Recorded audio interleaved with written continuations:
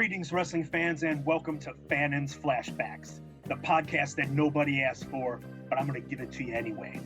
This podcast is going to cover tales from IWA Mid South during my 12 years with the company, and it will be a part of the BNMVS Podcast Network. This podcast is intended for mature audiences only due to the foul language and graphic details about deathmatch wrestling that it will contain.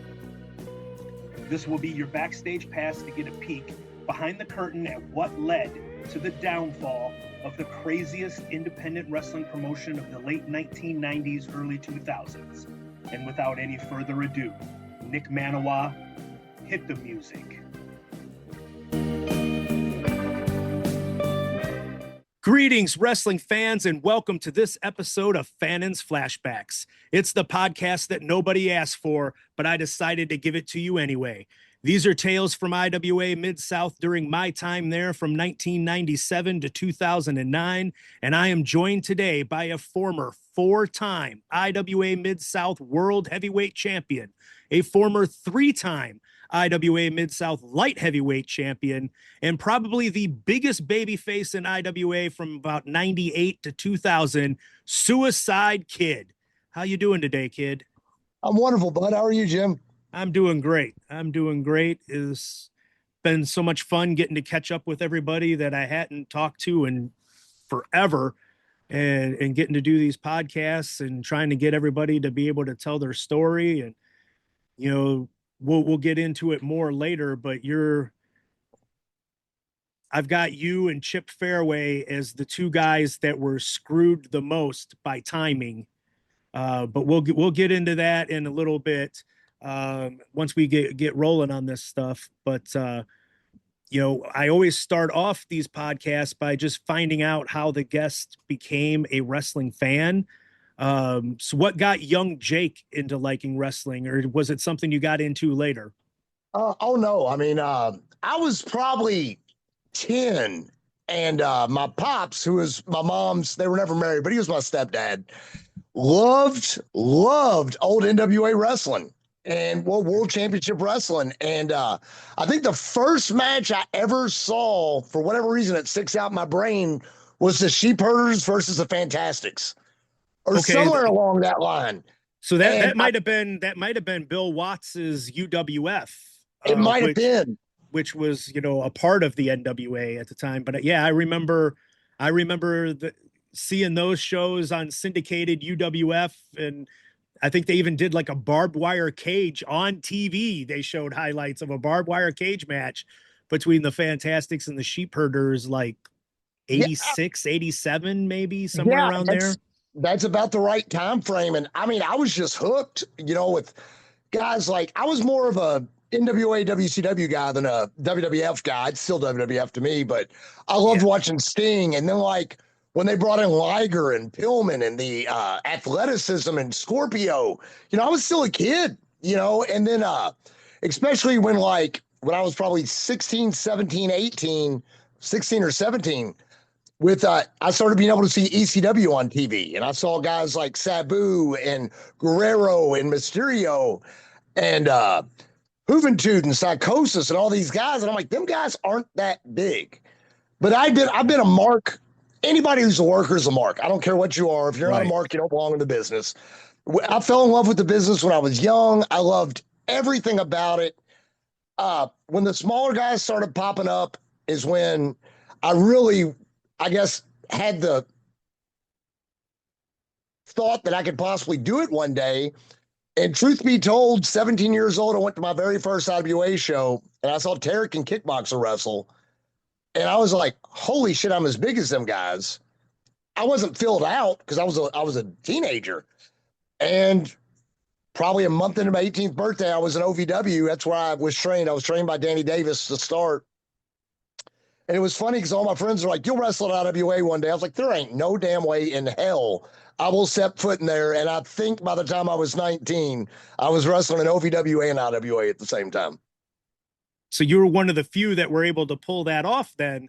But before we fully get into that one, like, you did not mention usually every time I have any of the old school, original, like Kmart building guys from the Kentucky. Like every time I've had them on, the question always involved Jerry Lawler in Memphis. And you did you watch them at all with what you did? Or I did when I was a young man, we'd go down to Louisville Gardens and watch all that. And how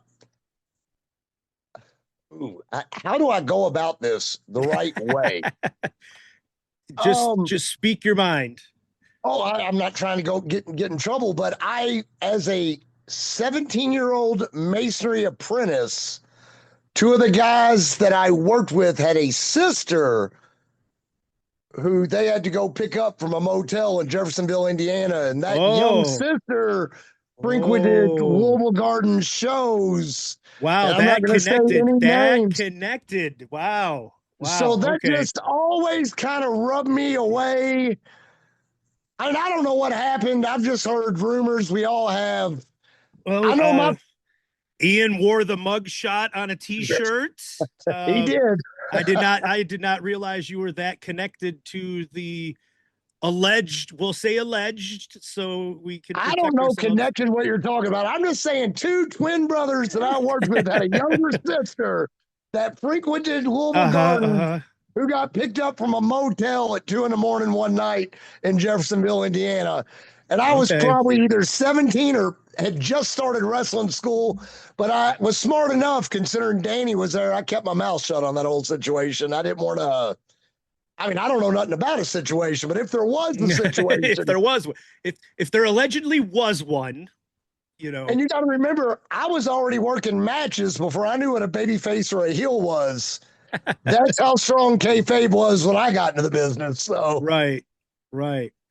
And so you had talked about, you saw Tarek and Kickboxer in the Kmart building at an IWA show. So was it 97 or was it like 96? Was it the Kmart building? Was it the Kmart building, or was it like when they were doing the couple of Armory shows before he like started the weeklies?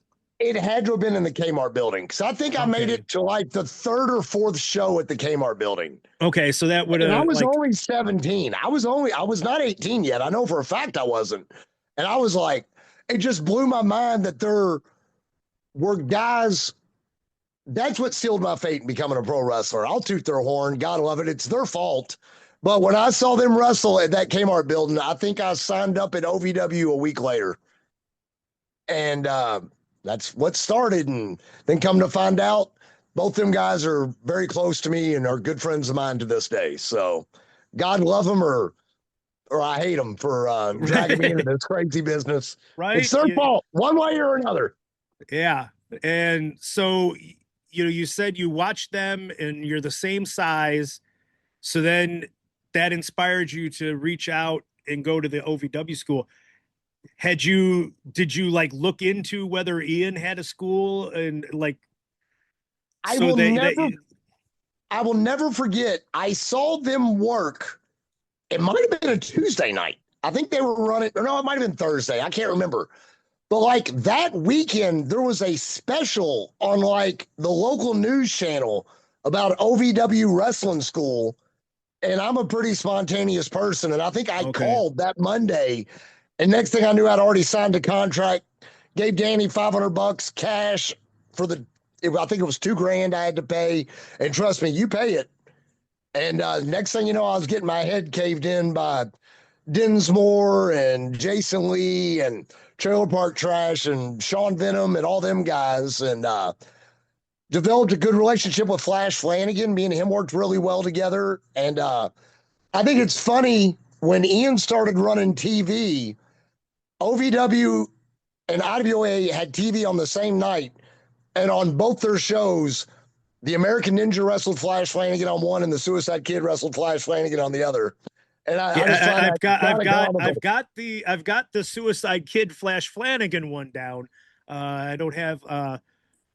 We did. While I was telling you off air before we started about my comeback, we did bring Danny Davis into one of the things that we were doing on the Wrestle Arts. We cut I had cut a promo. The guy I was with, we won the title, but then they restarted the match because they claimed we cheated.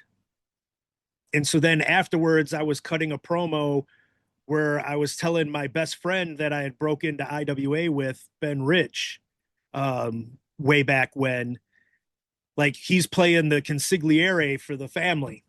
And so I was like, you need to petition Jack Tunney, Wally Carbo, Stanley Blackburn, Bob Geigel, Sam Munchnick, Paul Bosch, all these guys. And so we just released on Sunday his promo where he was like, come to find out, all these guys were dead. But you were too busy. He like told me that I was too busy defending the IWA Mid South territory from outlaw mud show promoters like Danny Davis, Joe Bailey, Danny Daniels, Vince McMahon, Jim Cornette. And I was like, so we were just name dropping everybody from back in the day on this stuff and just having some fun with what our fandom at the time. So that's great. Danny Davis got a mention on a video that we released just the other day. A lot of tension between the two companies at the time, and I know I've had Tarek and Kickboxer on here. They talked about working both. I saw Rip Rogers was actually like on some of the IWA shows before they became weekly, so he had a little bit of a crossover. Then it was very select few that were able to do both. Flash, like what was it that got where some people could do it and some couldn't? It was weird because I remember Trailer Park Trash was doing both. And I don't know if you remember that. I think he was later. I think he was a little bit later though, with when he had started doing it, but maybe it was around the same time. I think he was there before me, but at one time, if you can believe this or not, Ian Rotten would go to OVW shows and Danny would have him in the back showing him his monitors and everything. So there wasn't heat at first. And I think it was before a show or after a show, I was doing 450s and, triple jump moonsaults in the ring. And Ian was like, you want to come work for me? And when you're young, you don't want to say no. And so, of course, I said yes. And I remember one night, things went sideways. I don't know what happened. There was a dispute between Trash and Ian or something. And Trash said, come on, let's go. And me being green as grass, I was like, bro, I ain't been paid yet. So I didn't bounce with him. Great payday too. But, I don't know. And then I worked. And I think Jason Lee might have worked an IWA show or two. Jason Lee did, yes. He did Dinsmore worked a couple. Mike Sensation, who I still talk to. I've got him later in here. I've got him coming up. So we'll talk about him in a bit. But and then one day, just out of the blue, Danny told me I had to choose, and whether I made the right decision or not, that's for whoever. I chose to be me and get to wrestle the way I wanted to wrestle. So I stuck with IWA, and whether it was a good call or a bad call, who knows? God does everything for a reason, and that's the way I look at it. So right. The insanity of wrestling for Ian and all the other insane little promotions I worked for just kind of happened. Right. So we were talking about how off air, we were talking about how Cage Match is so incomplete from this era of like trying to track what people did. And like, there's like so much stuff that I have vague memories of, and I'm like, it's not listed anywhere, not on here. Cage Match has your first match in IWA and your first match ever. It has nothing before IWA on your Cage Match as far as results. It has your first match January 13th, 1998 against Cash Flow. That's not right. Not right? Not right? My very first IWA match was against Flash Flanagan. Okay. for that TV taping. And then it didn't air on TV for a while, but I think it was my second or third match. Yeah, Was against it aired like a month later. It aired on the TV because it aired on like Valentine's Day. Yeah. So the match against Cash was like a month before the Flash and Cash. That'll be easy to keep separate in here. Yes. But so I guess it listed the match by the air date on TV, not as when it had happened. So I think Ian just needed to fill up space. And I guess just threw me out. That Flash probably vouched for me, like let me wrestle, because we had worked together so many times in OVW. Okay. And of course, me and Flash had a great rapport. Gave me much more offense than he should have. But we had a great match, and my second match was against Cash. And I'll never forget. There's so many things I forget, but I botched a double springboard something stupid. I don't think I ever even tried it again. I hit it 1,000 times, but I botched it. And it's the first time I got the "you fucked up" chant.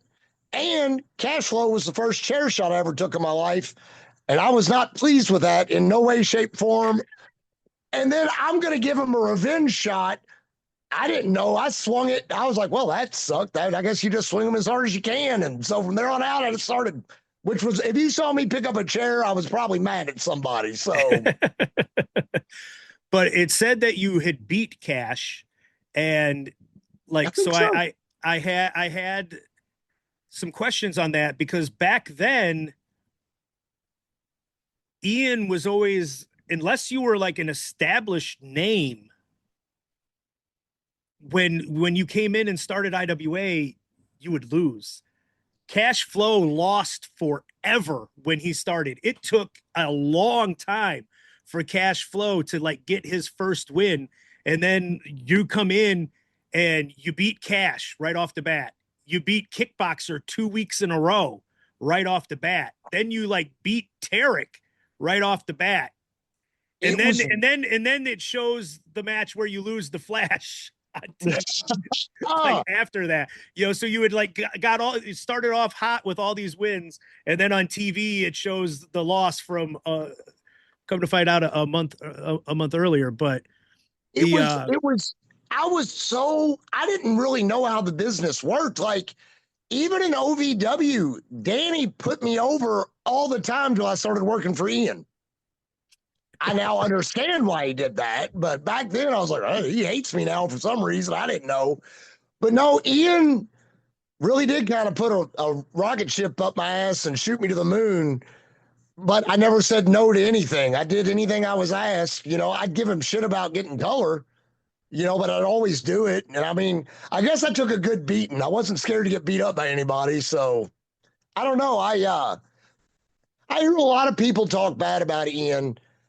And my philosophy is it was always a place to work. And if you didn't like Ian so much, why'd you keep going back? Right. Yeah. I mean, nobody forced us to keep going. A lot of the guys that have had on here have talked about, they kept coming because they weren't doing it for Ian. They were doing it for everybody else in the locker room, and that family camaraderie. That locker room was strong. That community that we had back then. So it was one of those, like, they had fun, and they liked who they were working and liked who they were around. And so they overlooked the problems they had with the other stuff. But, nobody was forcing them. So you can't have the revisionist history now and go back and be like, exactly. Oh, well, what an asshole. Like, if you were okay with it then, it's on you that you put up with it for so long. And, I blame I've blamed myself on here. It was my fault that I stuck around for 12 years and was so miserable at the, that's on me. It was my choice to stay loyal. It was my choice to see it through to what I thought was the end. And of course, then it ended up going even longer than what I was around my 12 years after I had gone. But, you can have your grievances and you could have your bad feelings, but you know, you got to take some of the blame for it. Absolutely. Because I mean, I never had a problem burning a bridge anywhere else, boy. I mean, I could get heat on my off day in another state. I was the Yeah. king of it, but for whatever reason, man, it was that locker room, especially like up in Charlestown and even in the team club days. It was just a loyal group of guys. We partied together. We got in trouble together. We knew the same ladies. I'll be politically correct. I mean, uh, it was just one of those things. I don't know. We had great matches with each other. I mean, I look back. I mean, just the friendships I made, some I've lost, and that's on me. We'll talk about it whenever you want to talk about it. I own my screw ups in life. But I mean, to this day, I mean, hell, I saw a Harry Palmer walked in my bar on Derby night. I hadn't seen him in forever. He was just stopping by to say hi, and I gave him a big hug. We talked and caught up for about an hour. That was awesome. I still talk to Tarek. I talk to Kickboxer. Hell, I talk to Ace Steel every once in a while. I wish Hero nothing but the best in the world. I haven't talked to him in a while. I need to reach out. That's on me.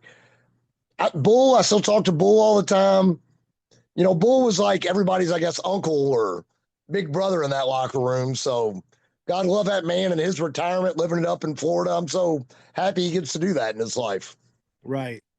Yeah. And like the very first person that reached out to me when I started this podcast, like Nick Manawa made the video and put it out and was like, the teaser of this is coming. And like, when we did the teaser, it was, there's no set schedule here. We don't know how many of these are actually going to be done. It's just as they're recorded, we'll release them, and we'll just reminisce with some of the guys that I can catch up with and whatever. And like the day that it was released, Kickboxer was messaging me and he's like, I've got a podcast, come on and hype yours, and and I'll help you out. I'll give you advice. We'll be in and like the response was just so immediate and so positive from everybody, and people reaching out. Like all of a sudden it became, okay, well now it's like every Friday there's a new episode, and every Friday it debuts on YouTube at 6:00 in the morning, my time, because that's like when my shift starts at work, and I've got the building to myself for like 2 hours before people start coming in, and I can just like sit there and Kickboxer will join me in the chat on YouTube, and that's awesome. and we'll just sit there and chat. And even after like that first podcast where like I did his show and then he did mine, I was like, we have talked more in the last week than we did in 7 years of being on shows together. And it's like just amazing how that works. And then, then he got me in touch with Pondo, and then he got me in touch with Tarek, and he got, and then just people kept pouring out and reaching out, and people would like, think that they still had like, there was heat or something, and they'd like reach out to Manawa. Do you think he'd talk to me? And you think he'd have me on? And Manawa's like, just shoot him a damn message. What do you, it's really been something to like, I've gotten closer with everybody now than I was when we were doing the shows and seeing each other every week, and it's just that camaraderie and that family feeling still sticks to this day, where with almost everybody was like, just pick up where you left off and get into it. And it's been great to catch up with everybody. So it's, I can see why everybody's like talked about how it was that locker room that kept everybody together and kept everybody coming. Let's talk about the Tarek Kickboxer stuff a little more in depth though, Okay. because so much of this footage is lost, but I was like marking out as I was going through Cage Match, because if Cage Match has a time listed for the match, it signifies that it was actually like filmed and released somewhere. Oh, wow. I didn't know that. And that somebody, so somebody like watched at the time it would have had to have been VHS release, Yeah. and had watched it, timed it, put the time on there. So it's like footage exists out there somewhere. And the guy who edits the show for me, Prophet of Ash, like he has so much stuff, and he digs through the deepest, darkest crevices of the web and finds footage if it's out there. So there's like No Blood, No Guts, No Glory 1998 from February 7th, 98, where you wrestle Kickboxer, and 12 minutes and 1 second. And I'm like, it's out there somewhere. There's footage of this. So hopefully, hopefully Prophet of Ash can find that footage out there somewhere and put some clips of it. And it's just been awesome to be able to do these on IWTV and run the footage from it. And that was like a Dave Prazak idea.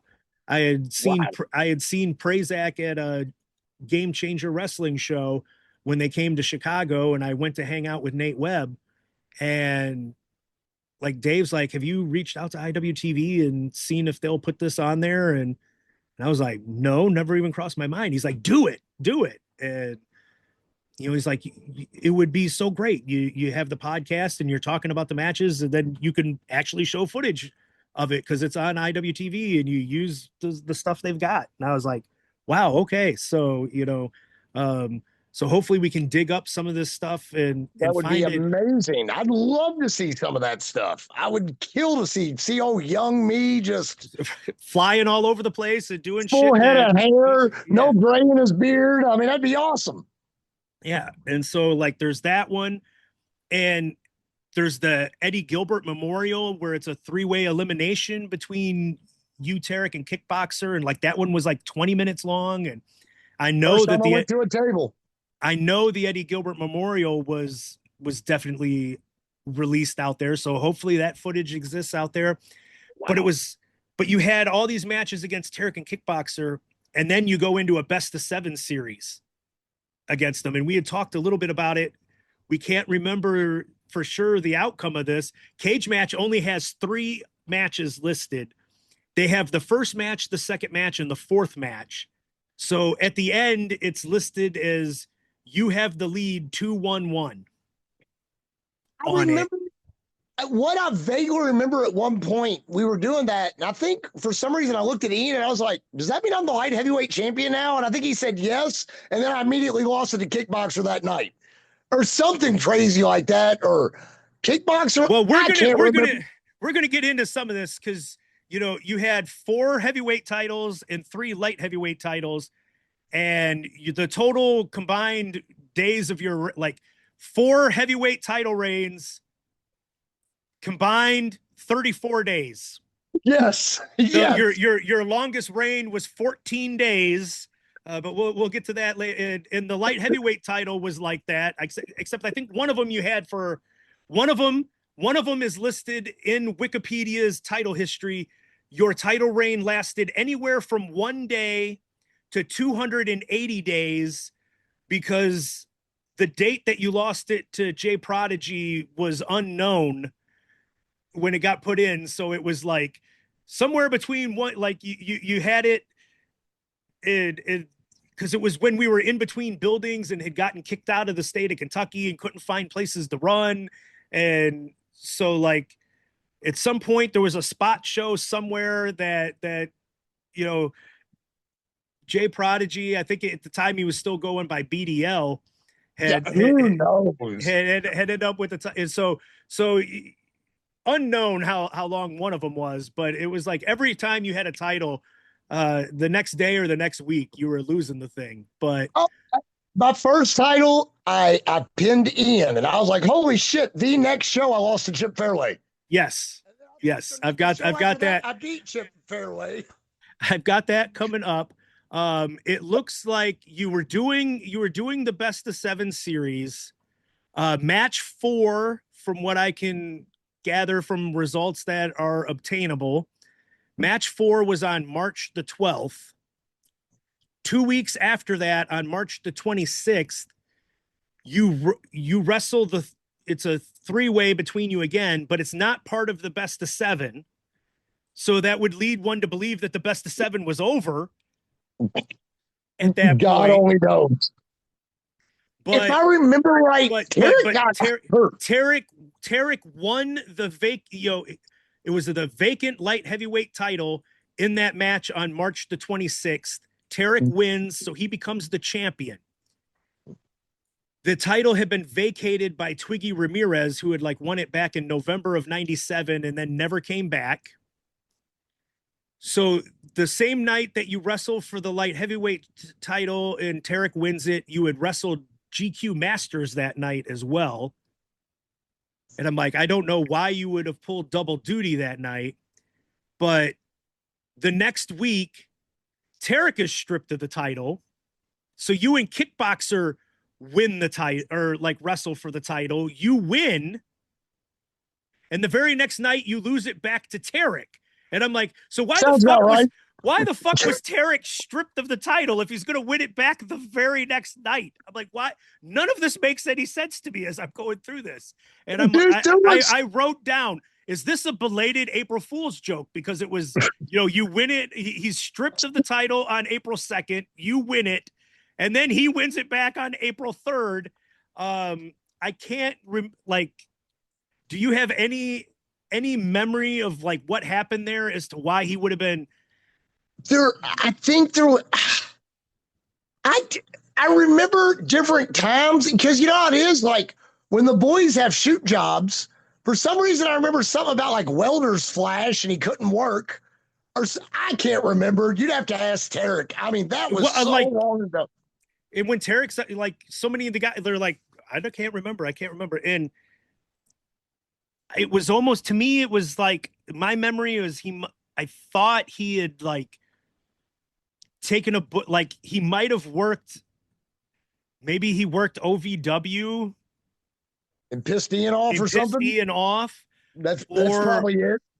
Or because I'm sure it was he had to have done something. Because my memory of it was something happened, and I'm thinking it was he worked OVW or somebody else and took somebody else's booking over Ian's booking. So Ian got pissed, fired him, stripped him of the title, and then they worked it out the very next day, and he brings it back as a surprise kind of thing or something, and then puts the title right back on him the very next day. That sounds real familiar with me and Chip Fairway's starting of the IWA Heavyweight Championship is how some of that went down. Okay, well, we're almost to that point. So we'll get into it. I had wrote down, you had mentioned him a little earlier, but you had this mini feud with Mike Sensation, and Mike Sensation will probably never be brought up again on this podcast at all. So I wanted to give him the opportunity, to be talked about on here. You worked him in several matches. I think it was 4 or 5 matches that you had done. And it looks like it pretty much wraps up at Extreme Heaven 1998 at Shakey's Bar. It was July 30th, 1998. Lumberjack strap match. Yeah, I remember that match well. Oh, okay, my God. So talk about, bring it up, because I remember I was a fan of Mike Sensation. His gimmick was fantastic. I liked what he did, and he was just one of those smarmy little asshole. You just wanted to punch him in the face, and he was good at what he did.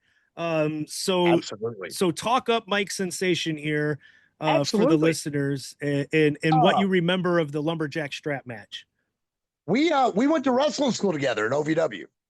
Okay. And we wrestled, because we were kind of the same size. So we worked with each other a whole lot in OVW. And then I had been working for Ian for a while, and he just wanted to do something different. So he jumped ship. And the first match me and him had, we went out there and killed it because we knew we had worked with each other, and I could work per se a little bit of Memphis because of being trained by Danny, and we slowed it down. But, I think honestly that match against Mike Sensation was the first time I had really gotten per se the over that I got used to in IWA. We had a great match. I hit some new stuff, and I guess that was the night that the fans actually, all of them, kind of got in my corner. But then the very next week, Ian had us doing a rematch, and I broke my foot doing an Asai moonsault. And of course, Kickboxer made fun of me for it. He's like, stealing my shit. That's what you get. And he was right. And I broke my foot. So I retired that night. So Mike Sensation would come out to my ring music and stuff every week until I got better. And the night I attacked him was the very last night at the Kmart building. The foot still wasn't right, but I had to be there for the last night. Right. And again, I don't know how gimmicks work. I hit him with a crutch just as hard as I could and damn near killed him. And then we worked some matches, and we ended up having that lumberjack strap match at Shakey's, but I swear me and him worked again together at the Charlestown building. There was like I saw like one more match between you guys like several weeks later.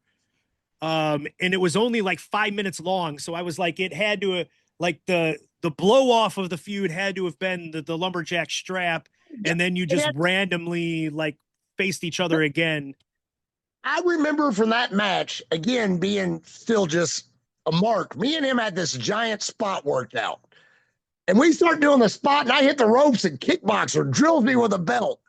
And I guess I no-sold it because, in my brain, we got to do a spot. And then the next time I hit the floor, Kickboxer's like, you motherfucker, you're going to no-sell my shots. And I was like, yeah, hit me harder. I was like, you're right.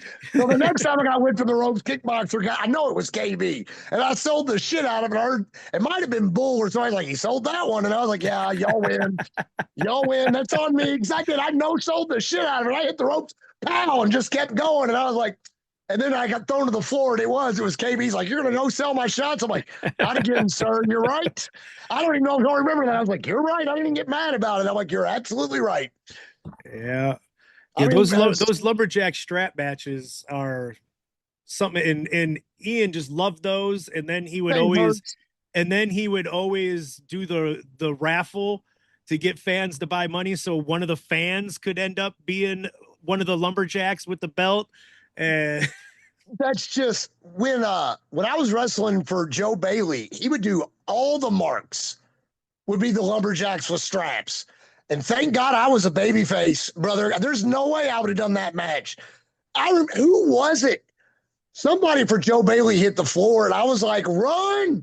That match would have been over. I'd have called it off. I'd have just went and hit the locker room. There ain't no way. Nope, not doing it. And around this time, according to again, with what is available through Cage Match, the first Chip Fairway Suicide Kid match was at Shakey's Bar on July 8th, 1998. Chip wins. Do you have any memory of the first time that you hooked? And would that have been the first time? That sounds right. The first time I worked with Chip, in my brain, I said, Jesus Christ, he's snug. But for some reason, we worked so well together. I don't know what it was. Me and Chip worked, but I'll tell you this, that Texas clover leaf he used as a finish, tap out right away or he'll make you tap. I mean, he'll make you. Well, he would really bend the guy. He would really stitch that in. Tap right away one time. He made sure I tapped. I was like, note to self. All right. Yeah. Chip was so good, and I mean that. He never got what he deserved. Right, and I'm about to get into that because the Mike Sensation feud pretty much wraps up with that lumberjack strap match. Like I said, I think there was like one more result several weeks later. And again, there might have been some other Mike Sensation matches that you had in there that just never made it on the cage. Lost the time. But you almost immediately go into the feud with the old school posse. Chip Fairway, Shark Boy, GQ Masters the third. And I had mentioned it in the opening, and I'll go into it more here because this is where I had it written in my notes. For me, there was 4 people that got royally screwed by time and just having the wrong timing. And it was Tarek and Kickboxer, and then you and Chip Fairway. Thank you for that. Tarek and Kickboxer, they got screwed less than you did on it, because even though there's not the footage, and so it's lost to time, at least at the time, there was 300 to 500 people every week in that Kmart building watching them. It was. And that word of mouth exploded, and they were able to then take their match on the road everywhere. And they were doing it all over the country, East Coast, Michigan, Ohio, like anywhere that the internet was just starting when they had their series. And so like all those people at that Kmart building are talking it up on the internet. And then everybody's like, I got to get my hands on this. We need to see this. So they're forgotten to time because they were pre-Smart Mark, and that footage doesn't survive, but they benefited in the time from it. So it's like they got screwed by the bad timing of Smart Mark not being around, but they still saw their benefits from it. But you and Chip, the crowds were down. We were bouncing between buildings. We lost the Kmart building. We bouncing between Shakey's and the teen club. And then we get thrown out of the armories. Then we get thrown out of the state of Kentucky. And we get like months upon months in between shows as we try to find, and then we're just in this random podunk Indiana town just with 20 people, you know, and you guys are killing it. And I've said it on this podcast on previous episodes, like everybody, the first thing that they think of with IWA because of Smart Mark, Hero Punk and their series. But Tarek Kickboxer was the Hero Punk before Hero Punk. And yes. then it was you, Chip. And some of those matches with Chip are some of the greatest matches I've ever seen live. And while I can't remember specifics of it anymore because it's 30 years ago and there's like no footage of it, but I remember at the time being like, that was fucking fantastic, you know? And the fact that the footage isn't out there, the fact that you guys didn't get 300 to 500 people watching it and talking about it and blowing it up on the internet and getting to then take it on the road if you wanted to and take it all over the place and explode your name, you know, because Hero Punk got to do that. Yes. You know, and then all of a sudden they're doing it all over the damn and Punk takes it to where, you know, he becomes the biggest fucking star in the world for a long time. And, you know, Hero was all over the world and getting to go wherever he wanted. And you guys missed out on that. You stuck around a little bit. You got a small taste of the Smart Mark era, but it was like, small, you know, very small taste of it. But it was when you were beat up and injuries galore, and you weren't the shiny new toy in Ian's toy box anymore. And so like you get looked over, and so you completely missed out, but you were just as good as those guys. Well, thank you. And you missed it by timing. You know, you were 3 years too early. You know, I look back on it and realize like me and Punk and Hero are all the same age, you know, and my knees are shot. I've had 3 shoulder surgeries on that shoulder. The shoulder's what did me in, you know, that because it's never been the same. It's still not the same. You know, it's held together with metal and screws and plates, and it's had 2 total reconstructions. And it's just, and like you said, it was time, you know, because like you said, the Smart Mark, I remember Drake Younger about 10 years ago stayed with me for a week, and he was talking about that, about just bad timing for guys like me and Tarek and Kickboxer and some of them guys. Even Jay Prodigy was phenomenal. God rest his soul. God rest his soul.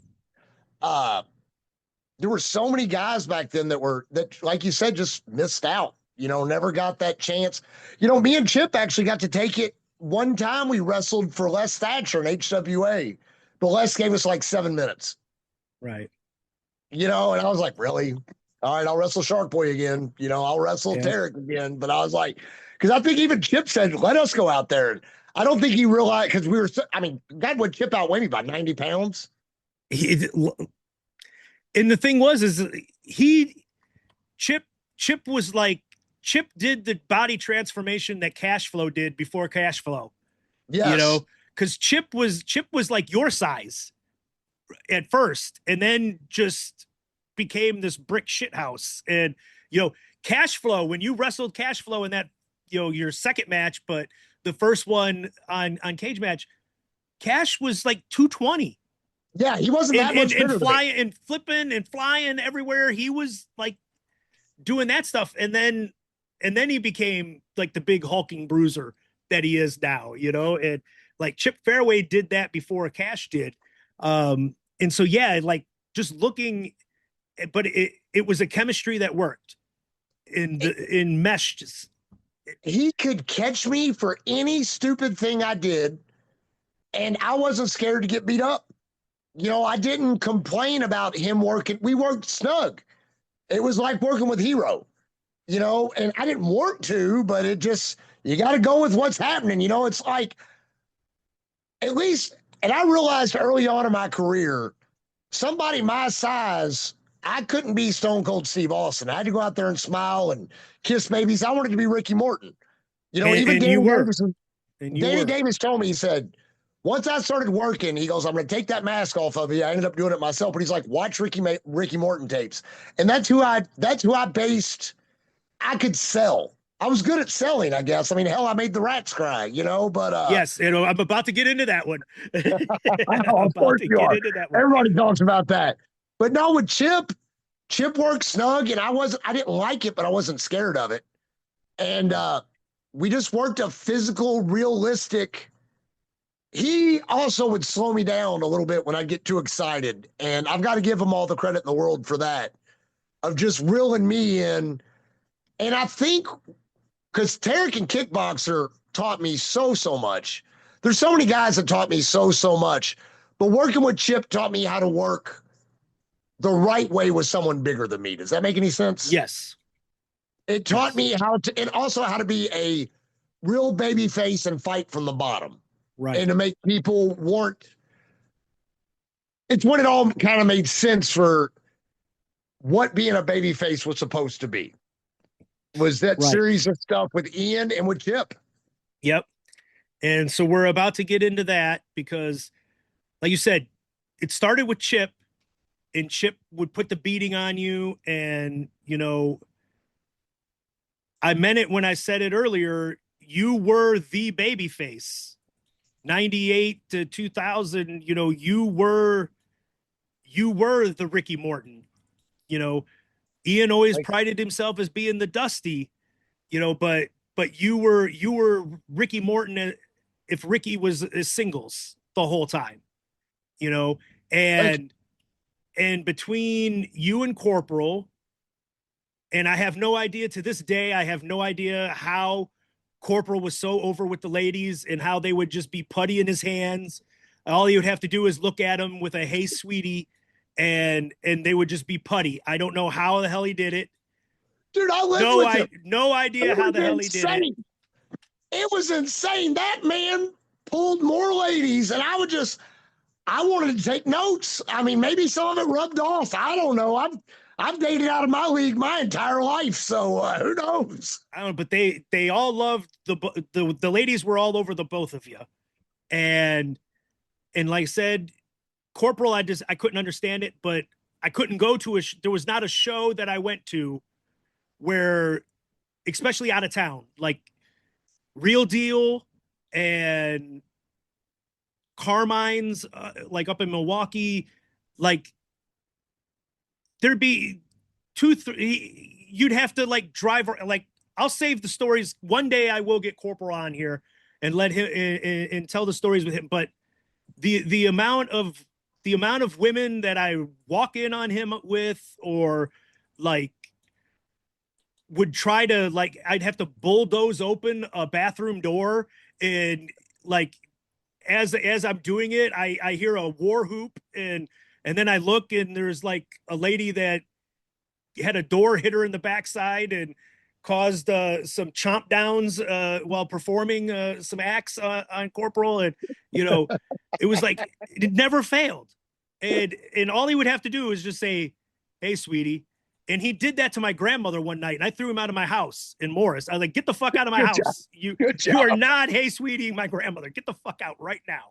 But it was amazing, and you had that same effect on the ladies, and people don't even realize there was like a 1 month, maybe 2 months, that Ian turned heel in IWA Mid South at the Total Eclipse Teen Club, joined forces with me as heels, and he turned on you and just beat the dog shit out of you on one of those shows.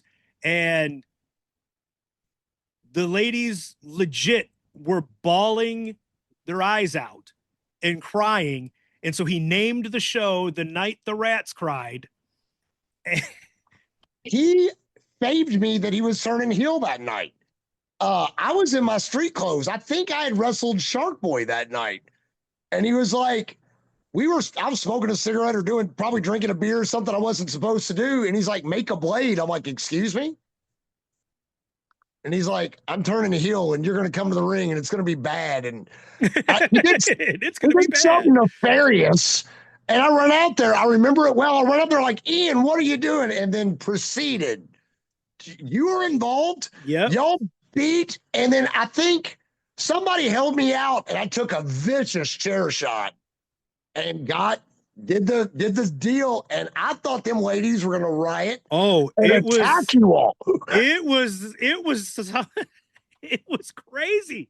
And the only thing I can compare it to, and it wasn't on this scale simply because it was far fewer people in the building, but the only thing that I can like compare it to with what I see in, I'm being legit here, in Japan with the dump Masamoto, or however her name was pronounced, and then the girl that she feuded with, like Chingusa or whatever. I'm bad with the names, but they did a hair versus hair match, and they ended up doing, like, Netflix ended up doing a series on the dump Masa whatever lady.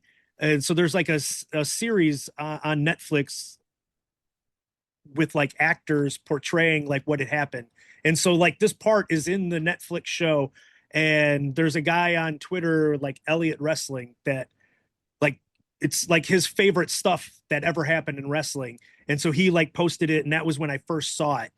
And they did the hair versus hair, and the dump girl is built like me, and then the other girl's like built like you, so it's like just huge size differential between the two. And she, like, the heel just beats the shit out of the babyface girl, and it's hair versus hair, and the babyface loses. And as they're cutting, like, she was like the heel was like the mentor for like Bull Nakano. Oh, wow.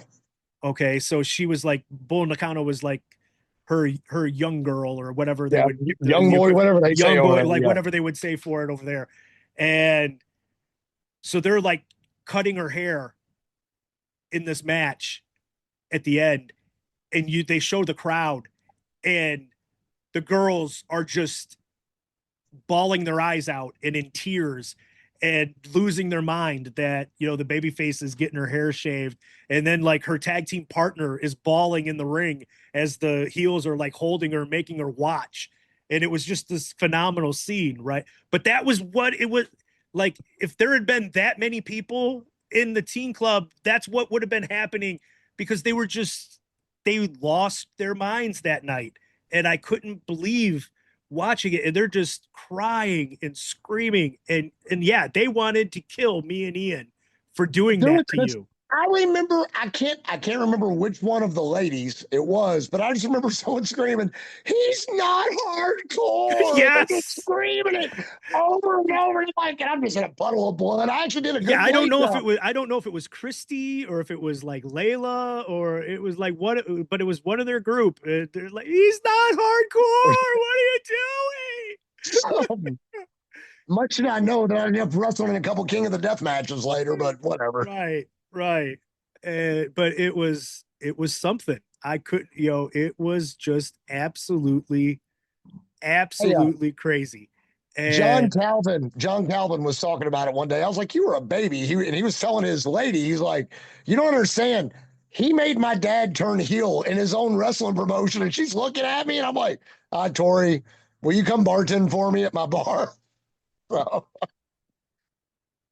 yeah, it was, you were so over, that Dusty had to turn on Magnum. Yeah, is what that was. And it was you know, so it weird. I look back on it now, and I'm like, how the hell did I get that over? But I know how I sold. I took a beating week in and week out. I figured out what worked for me. Note to future small young guys: let them beat the shit out of you. It might work. It worked right, for me. I don't know. right. Sell your ass off. Sell your ass off, take an ass whooping, beat them come up with a bullshit finish like I Right, had. 1, 2, 3, get that, and then let them get their heat after the match. Let them right. beat you up again. It worked. It worked. It worked. And it led to like Ian put you over him for the heavyweight title January 14th, 1999 at the Teen Club, but you lose the title the very next week to Chip Fairway. You want to talk about having your dream given to you and having it taken away? But I was like, really? Yeah, the very next week. So then you regain the title from Chip the week after that. Oh, there was a debacle in that deal. And then Chip regains the title from you the week after that. So it was like every week for a month the title changed hands. And the last time there with Chip, he beats you in a 2 out of 3 falls, but Ian holds up the title due to outside interference.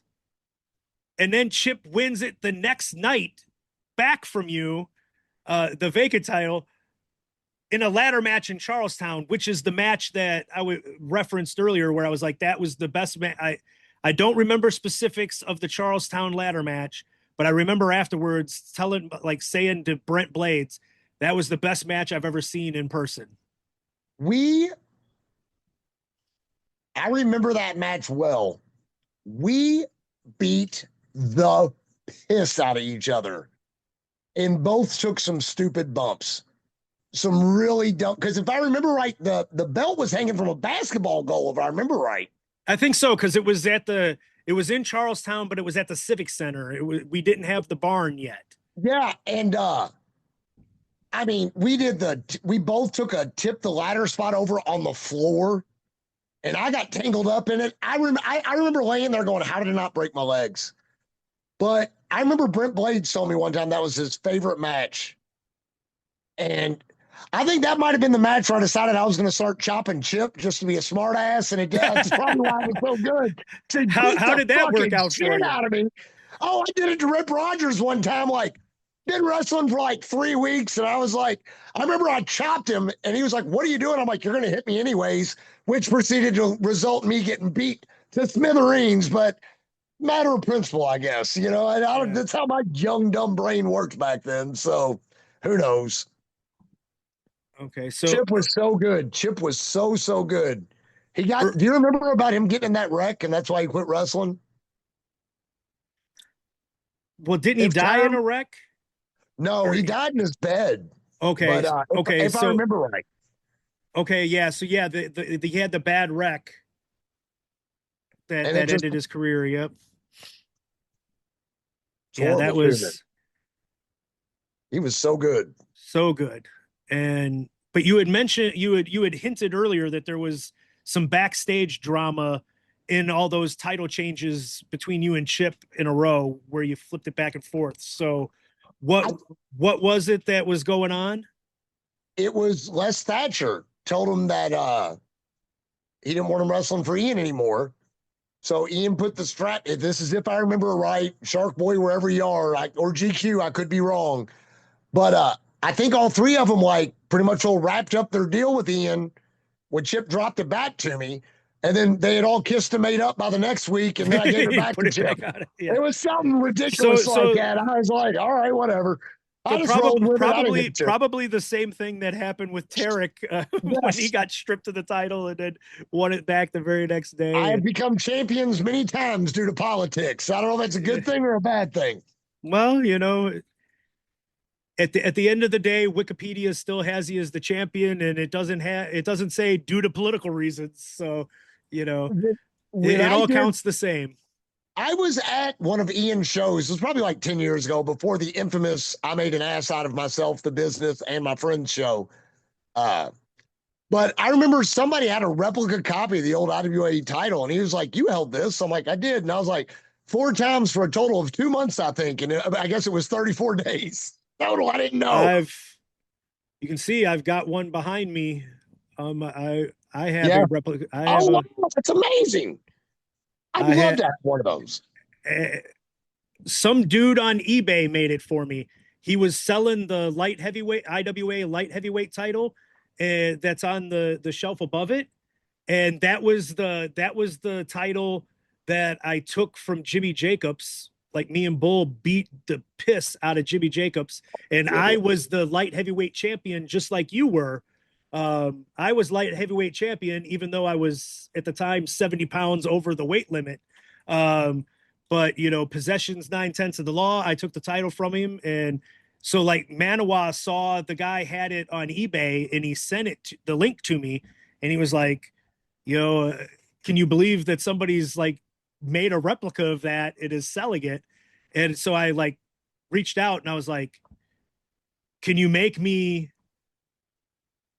the IWA heavyweight title? And he's like, I can make you anything if you just show me a picture of it. Right. And got the money for it. And the price was like incredibly cheap for it. And the guy was like out of Pakistan. Oh, wow. And so, I mean, I was a little worried, but it was like a Christmas gift to myself this last Christmas. I bought both belts, and the guy made them, shipped them to me from Pakistan. I was a little worried about him getting through customs with all the taxes and stuff, and like there was no taxes on it, nothing. And like it eventually made it. It took a while. It took like over a month to make it here. That's but still awesome though. They showed up, and I was like, wow, that is amazing. And it was the first time that I ever noticed, like, you can't really see it in the picture, there's actually like blue gems on the bottom of the IWA heavyweight title. I never noticed. Like, I don't know what color they were originally on the IWA belt, but red. But we were like, what? Me and Manawa couldn't remember it, but then we looked at an old photo of like Tracy with the title, and you could see the empty holes at the bottom of the belt where there was like some kind of gems in there, and the guy chose blue to put in there, and it looks great. I was like, wow, that is amazing. That's cool. That he was able to do that. So yeah, so evidently I thought I might be the only one that had a replica, but you said somebody else had one at a show. So that was the King of the Depths, I think, because Ian's like, go talk to fans. I'm like, these people don't know who I am, and I was shocked a lot of them did. So yeah, that's fantastic. So you had the series of matches with Chip. Fantastic stuff. Absolutely loved it. Old school posse. I was such a huge fan with Shark Boy and GQ, and just amazing. There is a match with Chip that is out there in the wild somewhere. March the 5th, 1999. There is a match. Dean Baldwin is the special guest ref. So, geez, wow. I wonder how Chip Fairway won with Dean Baldwin as the ref. But Chip wins the match. there's a video of it out there because someone reviewed the entire show on Oh, Cage wow. Match. And of course, your match with Chip was the highest rated that the guy gave of the entire show. It's awesome. The main event was Ian Corporal. He absolutely hated the Ian Corporal match on the show. Part of me wondered if it might have been the show but it couldn't have been the show that Corporal got hurt on. That had to have been earlier than that, because he made no mention of like Corporal damn near bleeding to death in the match that was on that show. But somewhere out there is a March 5th, 1999 tape. Wow. That has you and Chip on it, and it was reviewed very highly. So Wow. hopefully, Prophet of Ash can find it out there somewhere. That'd be amazing if he could. It'd be amazing. I would love to see it. After that, we've got April 29th, 1999, Showdown in Salem. You win the light heavyweight title from Harry Palmer. This is the show that has Tony versus Pondo, where Tony does the corkscrew off the U-Haul. Yep, And, I remember that night. And that is the catalyst for the Ian Pondo rule that kicked all professional wrestling out of the armories in Indiana, which talked a little bit about that when Pondo was on the episode, but it's such a story that I just get a kick out of, because, you know, we do that. It's right as I think the week after, it might have been like the week after or right then that Owen Hart tragedy happens. We release the videotape. So there's videotape of this, because I know I've seen video of Tony doing the corkscrew off the U-Haul. So I know that this show's taped. But Danny Davis, Joe Bailey, probably Jim Cornette, send the tape to the leaders of the National Guard armories in Indiana, use the Owen Hart tragedy, and they team up, and their goal is kick IWA out of the armories. And they won. But it wasn't IWA gets kicked out of the armories. Everybody's kicked out of the armories, because we told them in that meeting, like, you will have one hell of a lawsuit on your hands if you let anybody else run and you just pick us for this. And so then it backfired on them, and it got everybody thrown out of the armories in Indiana for multiple years. That was madness. Until the armories got so desperate for rentals again that they had to start letting wrestling back in. That was on the news, if I remember right. Yep. So I want to say me and Roland both got interviewed and probably didn't do ourselves any favors, but right.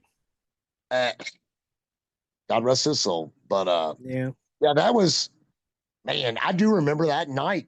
I think I bled that night. I think I had color that night. And I never was a fan of it, but I was putting old Harry over, or Harry was putting me over. So yeah, that was a good night. Okay. And after that backfired on them, we struggle finding a place to run. You know, so we end up doing Olytic, Indiana. Hated Olytic with a passion. But August the 7th, 1999, one hell of a match happens in Olytic. 3-way dance, Suicide Kid, Reckless Youth, BDL. Do you have any, you win the match. Do you have any memories of it? I remember when Ian told me I was going to wrestle Reckless Youth, I was like, you're serious. And he was like, yeah. And then Jeremy ended up in the match, BDL, J Prodigy. And I remember him being so nervous for the match, he threw up. And I was like, bro, we got this. I was like, it's me and you and like the greatest indie worker in the world. Let's go out here and kill it. Right. And we had all three of us. Reckless was such a class act. And for him to put me over, I probably didn't appreciate it back then the way I appreciate it now.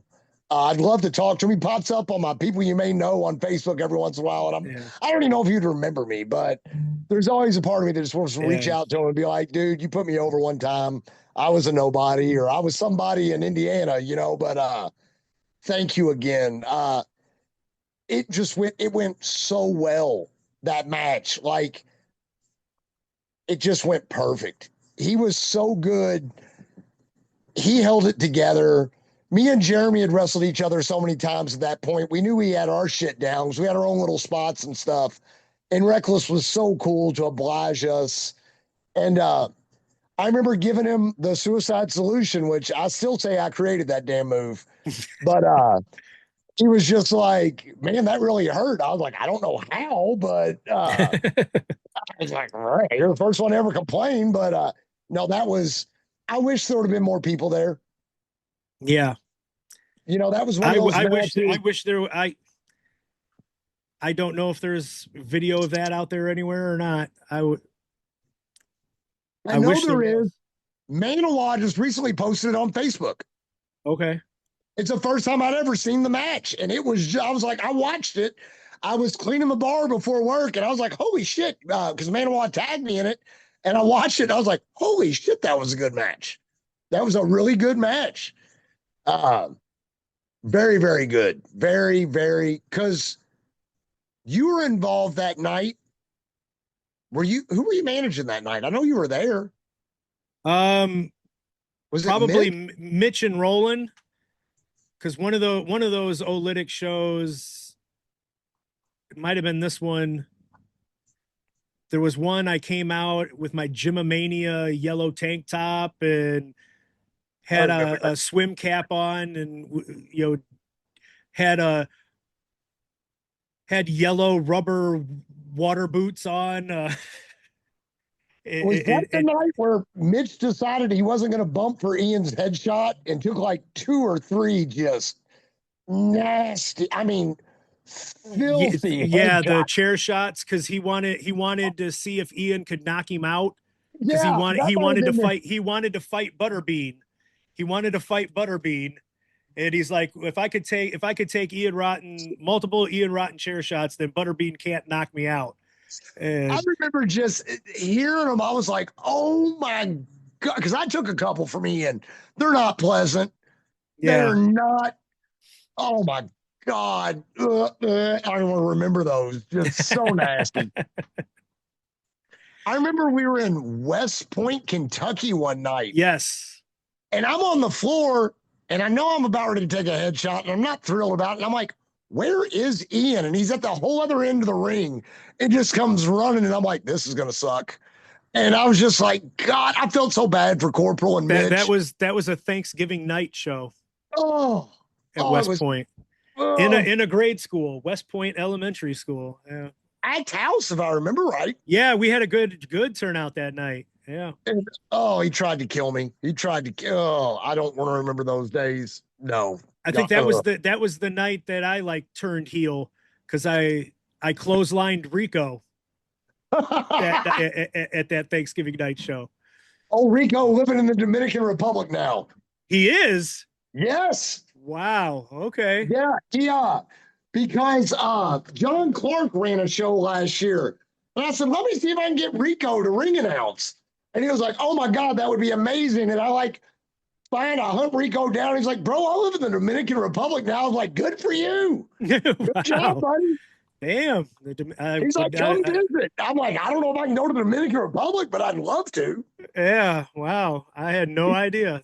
He's got him a nice little lady down there. He's got him a home. Wow. I still talk to him. Says he lives next to some old Canadian lesbians. I was like, hey, whatever. Hey, all right. Yeah. Crazy. So around this time, we end up getting into the Charlestown building, and you end up having a ton of little feuds that go on at this point. So Harry Palmer, Chucky Smooth, Chris Hero. Anything about those matches stick out, or just something you want to say about those guys? I love all of them. Love every one of them. Harry put me over for the title in that building. I jumped out of the roof. I was I'm about That's coming up here. I got that. Chucky Smooth was another guy that he was like Mike Sensation. He was so just, you wanted to punch that guy in the face. Yep. He could work really well. I mean, what can I say about a Hero except for just how good he is? That is a man that to this day, I don't know why the Fed wouldn't pull the trigger on him. He was he didn't have, he wasn't jacked muscles. I know that, but he looked like Barry Windham to me. You know, Yeah. when he was doing, when he was that's a good, very good comparison. He reminded me of Wyndham. And, you know, that's why I guess I hate the Fed. I don't hate the Fed, but man, there for a while, if you just weren't jacked out of the gourd, you didn't get a shot. And, you know, when I was coming up, there was, you know, Dusty Rhodes, baby. There was Kamala, Abby. The sheep herders didn't look like wrestlers. They looked like some guys that would whip your ass in a bar. Right. You know, Stan Hansen, you know, them guys weren't jacked out of their gore, but I wouldn't fight them. You wouldn't fight them. None of us would fight them, you know? And in my opinion, wrestling's missing some of that. You know, just some good old boy bad. Steve Williams was never, I mean, he was huge, but he wasn't ripped. Right. Terry Gordy. Yeah, Pinky thing, whatever. And Hero was, got it. I shouldn't say he was better than them guys, man. Hero was so fucking good in the ring. He couldn't go a time limit back then. If we're going 12, me and Hero were going 25. If you know what I mean. Like he could not stick to a time, but his Ring of Honor stuff, there is nothing but just accolades I have for Hero. Me and Hero had great matches. Snug at them forearms of his. Fuck. It was like wrestling with Chip. Yeah. And Hero got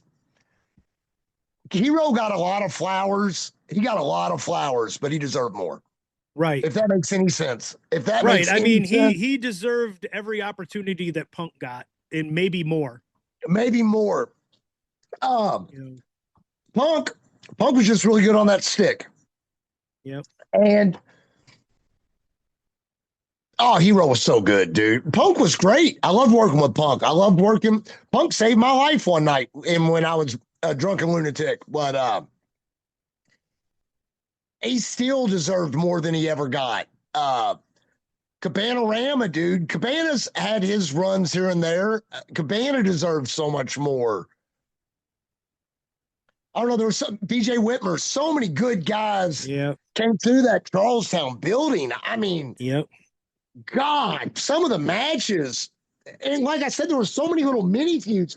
I remember there for a while, for whatever reason, I was the guy that wrestled all the new guys that came in, and Ian would be like, blow them up. See if you can blow them up. And like, I used to think about it like, I used to smoke 2 packs of cigarettes a day back then and could go 30 minutes at a breakneck speed.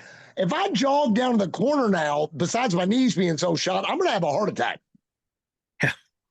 But no, that Charlestown, man, so many good, even the outdoor shows that didn't draw worth a damn. There were some great shows. There were some scary shows. Yeah. Well, and next on my list was one of those, the flaming tables outside with, if you got, I've had Uncle Honky on here.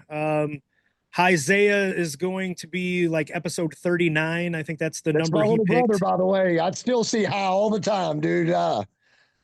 Man, that was one of the scariest. Yeah, I'm the one that lit that table. I'm the one that lit that table on fire. That was a scary night, dude.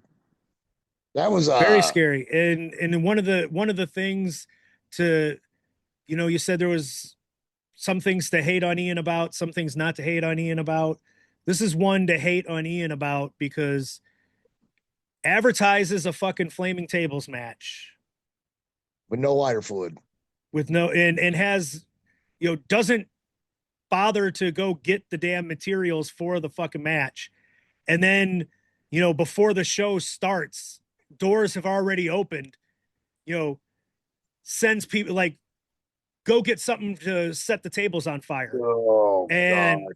you know, doesn't specify what it needs to be.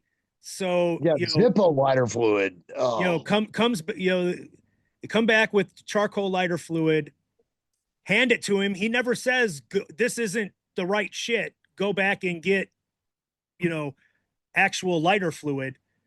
He just takes it and says, okay, and then uses it, but then wants to like blame everybody else for if what I remember happened. that night, what the finish was supposed to be is I think it was supposed to come down between him and Uncle Honky, because I know I was supposed to go to a table next. And Yeah, I know when I had Honky on, Honky said he was supposed to go through a table and Ian called it off and he was mad and he told Honky to just run away. And like Honky's like, no, I need to go. And he's like, no, we're not having anybody else, catch on fire. I know I was going to go through a table and I've said, fuck you. I think that's the only time I've ever been like, nope, not happening. And maybe it was Ian that told him to run away. I know somebody told him to run away. Part of me for a long time, I thought I'm the one that said it, but Ian probably said it. Well, I mean, both of you probably. It's that might have been it. That was a legitimate. And I'm not going to hate on him, but he didn't show up at the hospital that night. I know the rest of us did. I was there. I was there the night Mitch almost got killed with that clock. I was at the hospital. That was a scary night too. Were you there for that? Yep. Yeah. Yep. There was some scary moments. Me and Mitch talked about that one on his episode, and I vividly remember, when I got to the hospital, they were just wheeling him into surgery, and we watched them wheel him down the hall, and Mitch was singing at the top of his lungs, cruising on a Sunday afternoon.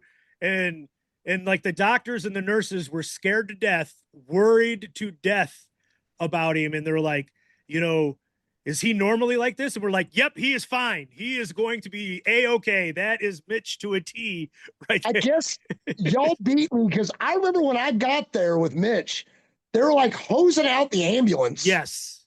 And they had a squeegee that you would like in a mechanic shop, like doing the floors. And it was so bad when they were like squeegeeing out the ambulance. It was like so bad that the cops went back to the building because they thought that there was a murder. Yeah. If I remember right, I think I hit the ring that night and was trying to do something, hold his head together or panicking. Probably me just panicking. Right. There was a lot of panicking, but Mitch to this day will not say one bad word about Ian, because it was Ian getting the ice and screaming for people to get ice from the concession stand and putting ice on it. Ian probably saved his life. It saved his life. And he's like, I'm not alive today without him. So I'm not, Mitch will not say one bad thing about Ian because of that. That was, man, there were some rough shows outside now that I look back on it. Jesus Christ. Me versus Prazak, people, probably 18 people poked their eyes out with a hot poker after having to witness that. But I remember that debacle. Yeah. I promised the people 9 matches. I've only got 8. You got to wrestle Prazak. Oh, this is the promise you keep? Having 9 matches? That's the promise that you end up keeping to the people? All right. Whatever. But good times. After the flaming tables, Sweet Science 16 2000, you beat Super Hentai in the first round. You beat CM Punk in the quarterfinals. You lose to Harry Palmer in the semifinals. Hero goes on to win. Did you think you should have won that tournament? At the time, I'm sure the ego in me did. I'm sure it did because I knew how over I was. But looking back on it now, I believe, in all honesty, I probably should have went out in the first round because it didn't matter. I remember Ian would get, I wouldn't say mad at me, but I'd do something stupid because I was good at, like I said, I could get heat and be in the next state over without showing up for 2 days. But back then I could lose. It didn't matter. And around that time, I had just gotten comfortable. There was even a point in IWA I can look back, dude, I was like practically Ric Flair. I had the same match every night, and it would depend who I was working with. But no, the ego in me back then, I thought that I was going to be that first Sweet Science 16 champion. And I wasn't. And I was like, because I remember Ian going, you'll get it next year. And then I got all screwed up physically and mentally. But, maybe it should have been mine. Maybe it shouldn't. Hero, obviously, we see what Hero's done in life. If I remember right, that was the night that made Mark Wolf a wrestler. Because I think he was reffing the match between me and Harry. And I think I went for I remember it well. I went for the suicide solution. And when I was upside down, he kicked me in the nuts. And then Harry pinned me. And Mark started working after that. Okay. I don't remember. That could be. Because a month later, you beat Harry to win the heavyweight title. Then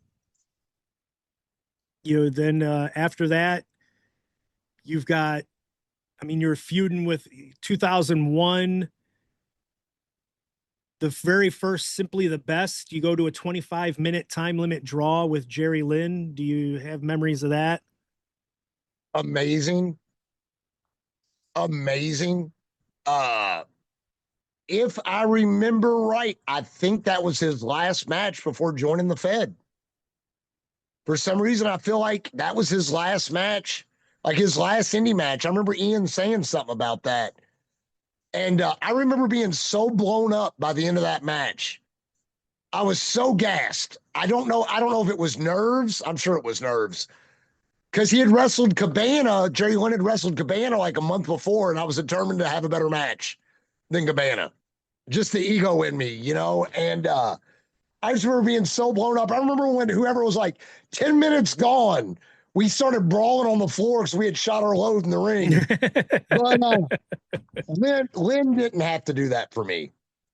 Right. And that was a former ECW heavyweight champion and made me look like $1 million. And I remember 2 or 3 years after that, running into Jerry Lynn at an IWA show, because me and Ian had kissed and made up. Might have been 4 years. And he was saying, he's like, man, there's this TNA thing. And he's like, I can get you booked. I was like, brother, I'm retired. This arm is dead, and the fact that he remembered me and was such a class gentleman has always put a smile on my face, because that was it was just cool to share the ring with someone like that. Right. Backtrack a little. I forgot to mention, I said you won the title from Harry a month after Sweet Science.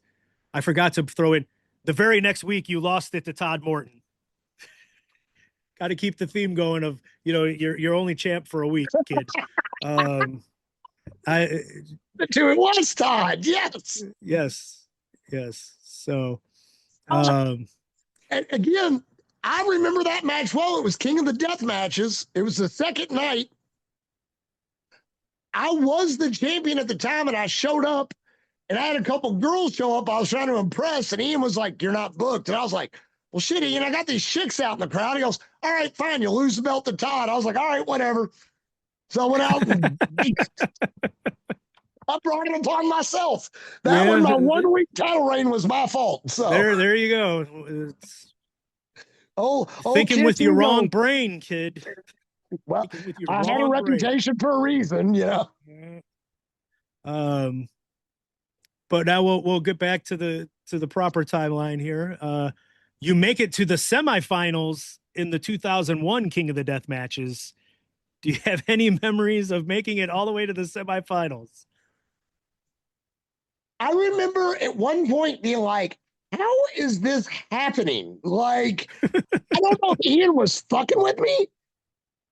And I was like, for me to get color twice in one night, I remember I wrestled Richard X in the first round. Let me see if I can remember this right.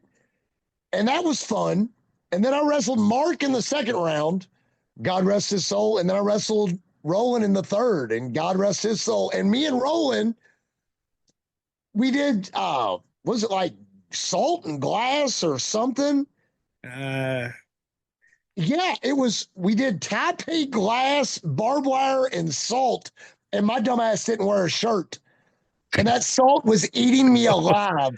oh, It was awful. It hurt so. It was in every pore of my body. It was not fun. No, that was horrible. That was a night I would not like to remember. But I remember being like, "Hold on, I'm going to wrestle me. This guy's going to do 3 matches in King of the Death," and he's like, "Yep." I was like, "All right, it is what it is." yeah. Well, shortly right after that, July 21st, 2001, you win a tournament to win the IWA Mid South heavyweight title that had been vacated after Hito had beat Rugby Thug to win the title. Then the very next night, Hito lost to Necro Butcher in a loser leave the country because Hito was going back to Japan, non-title match, which then forced the title to become vacant. You win the tournament. 2 weeks later, you lose it back to Rugby Thug. Hey, I held it for 2 weeks this time. You held it for one. 2 weeks instead of one. That is your longest title reign out of the four. Did I ever have a successful title defense with the heavyweight title? You might have. You held it for 2 weeks, so you might have had one. You might have had one. There might have been. If there was one ever a transitional champion, I was that guy. By God. Yes, every time. And I had just had Rugby Thug on not that long ago, and we talked about this, and I'm like, did you have a falling out with Ian? Why did he take the title off of you for a total of like 3 weeks to and have it like, I mean, I guess he wanted, I'm pretty sure he just wanted like Hito's name in the list of champions, you know, so put the title on, but why not have Necro win the title in the match where he beats Hito and the loser leave? Did Necro have heat at the time too, maybe? I mean, but why would he have been in the match and put over in the match if he had? But for some reason, he didn't want Necro as the champion and then Thug to win the title back from Necro. So no, we're gonna do the, then we're gonna do a tournament, and then we're gonna put it right back on Rugby Thug. You know, it just so much convoluted shit that would happen with these titles. In IWA, it's just funny to go back and look at the list and see all the shit that, so many vacated titles, and wow, I might have had one successful title defense then. yeah, I think you probably had one. I wonder who I actually kept my title against. Well, let me. I probably wrestled in a tag team match or something. let me try to, give me a second here, because we're almost to the end of your run here. On this is, let's see, you win it. You successfully defended the title against Necro Butcher. I got a W over Necro? Evidently. Oh no, I remember that match. I do remember that match. I was scared to death, and I was like, well, if I'm ever going to have to fight somebody, it's going to be Dylan, because I didn't know him very well, and it was smooth as the breeze. He didn't beat me up at all. I think he felt sorry for me, if you want to know the truth. He was like, I can't beat this little guy up. I love me some Dylan, dude. I miss Dylan, dude. I haven't talked to him in forever. Okay. Yeah, so you had 4 title reigns, 1 successful defense Against Necro Butcher. Against Necro Butcher. Hey, you know what it was? I got color for Necro. I remember I told Necro I'd get color for him and bled, well, for me, buckets. But yeah, I remember that match for some reason. I think he whipped me through the chairs and I took a front flip or something stupid, and he thought it was funny, so he didn't beat me up. It was something ridiculous. We got in the back and I had him laughing over something I did. So he didn't beat me up. He didn't set me in a chair and punch me in the face. We'll put it that way. Well, that's always a good day. It's always a Yes, good day I wanted no when he part of doesn't that. punch you in the face. And around this time, you're doing the feud against my gang of superheroes. So there's the 6-man match that we win, and then there's the 8-man tag that goes like an hour that had Too Cold Scorpio in it that you guys win.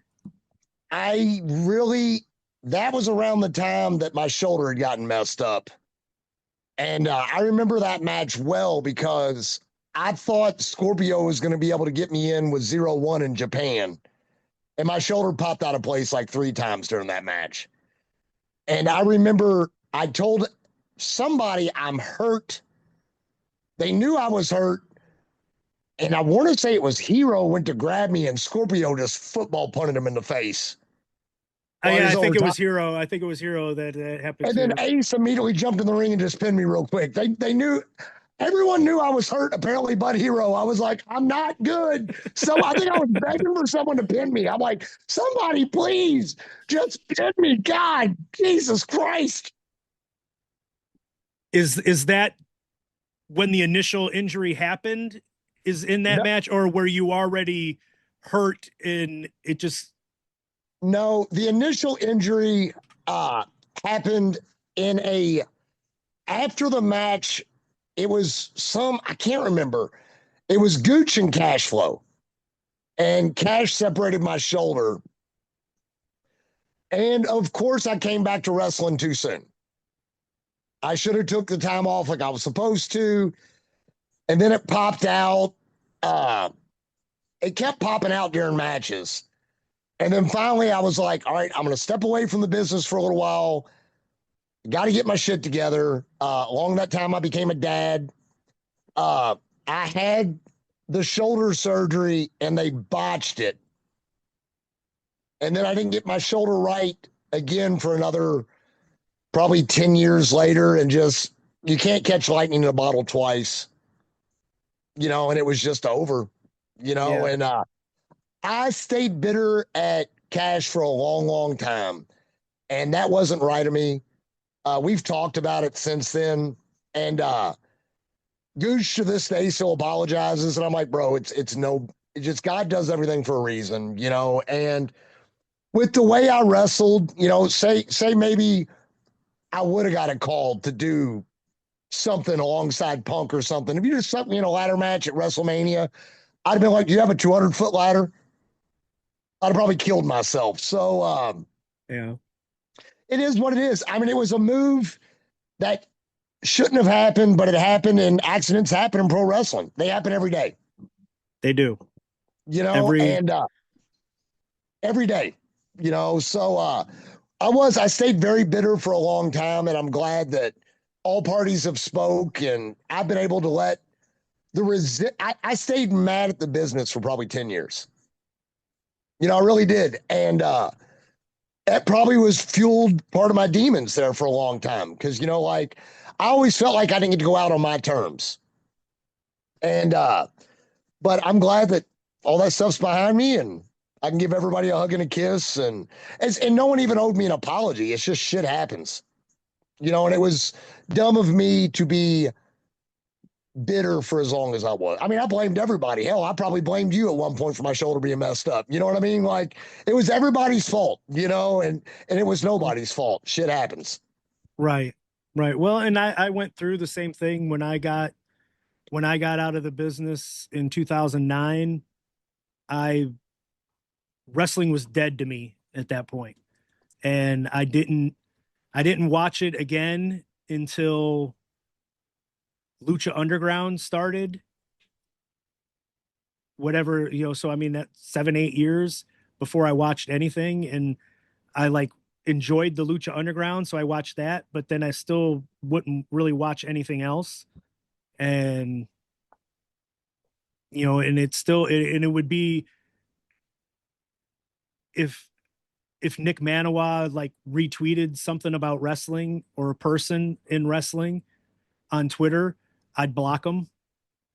Like that person, and I'd be like, block. I don't want to see it. don't want to be reminded of it. And Nick would always be like, just turn off my reposts. And I'm like, well, every once in a while you have a good repost. Right. You know, every once in a while you got a good one, and I want to see those. So I'll just block everybody. And, you know, there would be like, I'd end up seeing like on Twitter conversations, you know, people would be like, I think it was like Shane Mercer and some of the others be like, he's got me blocked. What did I ever do to him? And Manawa would just say, don't worry about it. Everybody's blocked. Don't take it personally. It's nothing about you, everything about wrestling.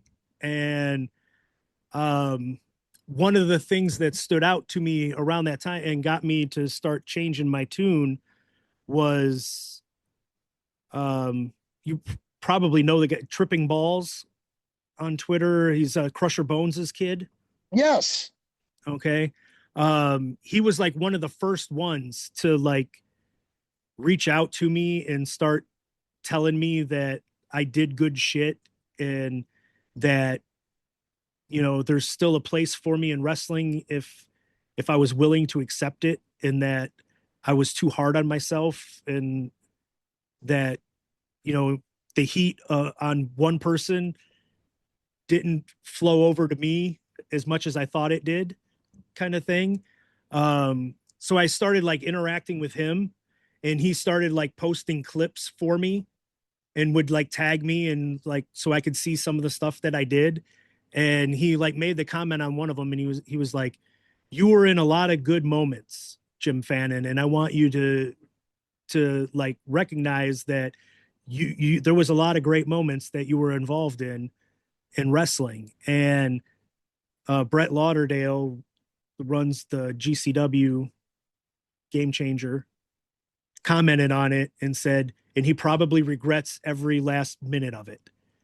And at that moment, like I think I might have even replied yes onto it. But then like I started thinking about it and like changing my, like,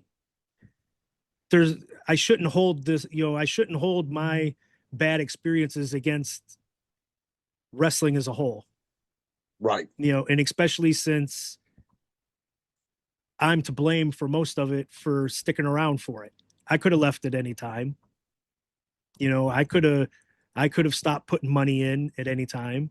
Absolutely. You know, it would have probably affected a lot of people if those doors had closed and they didn't have that platform anymore. But I wasn't being held at gunpoint and forced to do that stuff. So, you know, to be bitter about the entire sport, you know, was the wrong way to go on that. And it started making me change things, leading to this podcast and my comeback and everything else. So, you know, I can definitely went through almost that same kind of timeline that you did, almost the same amount of time. If you said it was your hatred was for about 10 years there, that's probably, you know, probably about fits where mine, you know, started changing my tune a little bit. But I was out for 16 and a half years before I came back. You know, even when I came back and wrestled, you know, them shows for Ian, and I did some shows, D1W for Rick Brady, and I'd done some other stuff. And I think my bitterness even got a little more because I couldn't do what I used to be able to do.